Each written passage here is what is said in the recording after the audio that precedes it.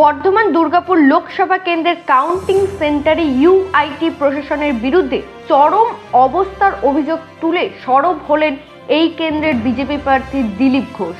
সকাল 6টার পর প্রশাসনের পক্ষ থেকে কাউন্টিং এজেন্টদের জন্য টেবিল লাগানো হয়নি বলে অভিযোগ তুললেন তিনি, যার ফলে কাউন্টিং গেটের সামনে এখনো লম্বা লাইনের অপেক্ষা করতে হচ্ছে কাউন্টিং এজেন্টদের। দিলীপ ঘোষের অভিযোগ করেন, প্রশাসন এভাবে চললে ভোট গণনা শুরু হতে সমস্যা হতে পারে। সকাল থেকে কড়া নিরাপত্তায় মুড়িয়ে ফেলা হয়েছে ভোট গণনা কেন্দ্র।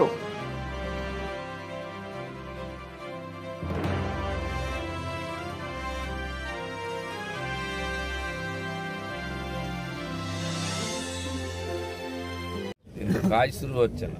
6টা বেজে গেল, এখনো এজেন্টরা ঢুকতেই পারেনি। কোথায় টেবিল লাগবে, কোথায় রেজিস্ট্রি হবে, কোথায় চেক আপ হবে, সেটাই ঠিক করতে পারছেন না সরকারি লোকেরা। এখন পুলিশের লোকেরা একবার ভেতরে টেবিল, একবার বাইরে টেবিল। এখানে 200-300 লোক অলরেডি লাইনে দাঁড়িয়ে আছে। প্রায় 1500, 1200-1300-1400 লোক ভেতরে যাবে। কখন যাবে এই সিস্টেমটা, এখন হঠাৎ সিস্টেম চেঞ্জ হচ্ছে সকালবেলা। সেজন্য আমিও দাঁড়িয়ে আছি গেটে। আপনাদের সব এজেন্টরা সবাই হ্যাঁ, সবাই আসছে, ছিল রাত্রে এখানে, সব বাসে করে আসছে। তো এত দেরি করলে 700-1000টা বেজে যাবে ঢোকাতে। সব মিলিয়ে কি আশা করছেন?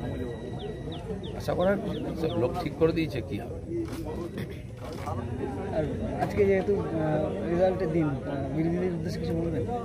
কারোর উদ্দেশ্যে বলার নেই, জনগণকে বলবো ধন্যবাদ। রেজাল্ট শেষ হোক, তারপর বাকি যাবো।